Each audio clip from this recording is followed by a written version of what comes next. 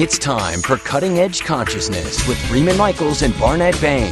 Thought-provoking discussions and bold ideas from the edge of possibility.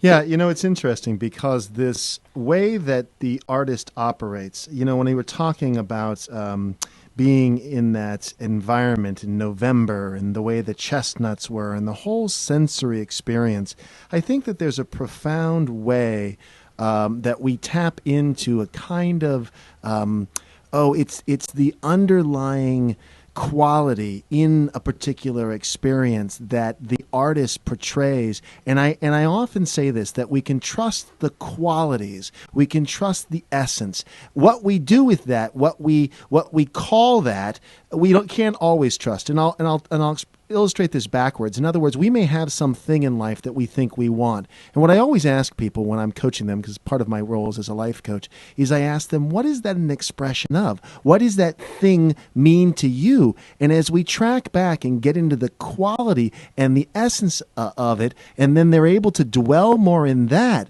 see, that for me is more real than this idea or this thing that we've projected all of this onto. Does that make sense? Mm-hmm. I think that, excuse me, I actually believe that the story is a context for our deeper experience. Mm. And, for example, when we had the story of the Gospels, and people literally believed it, as most people don't still believe it literally, but when you did, everything you felt or experienced was somehow contexted by that story. The meaning of your life, the meaning of the future, the meaning of life after death, everything. Sure. What you did with your children, your morality, your husband, your sex life, everything. And then when that story began to fade, and you got, let's say, the Enlightenment story, it's a very different story. And the feeling of being within the context of that story led to the exploration, to the origin of science and democracy, and to, let's say, the individualistic human that we've become. Now, so I don't separate the story as an outside thing, and then here we have our inner experience. They're connected. Yeah. Yep.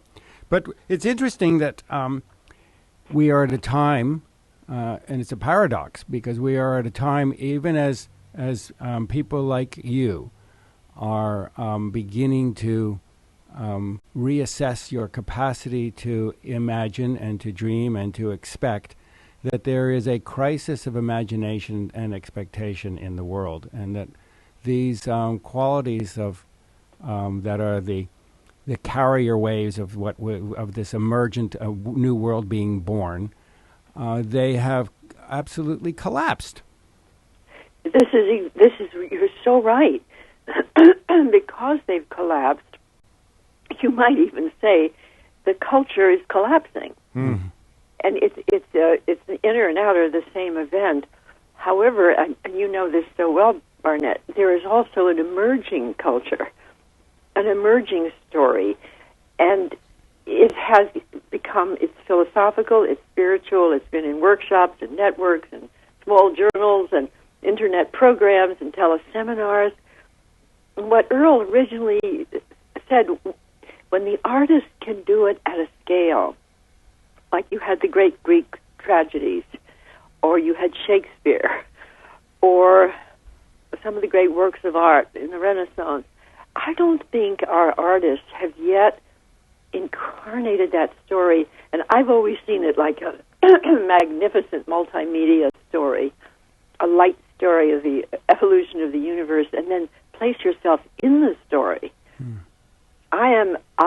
You are an actual expression of the whole story of creation.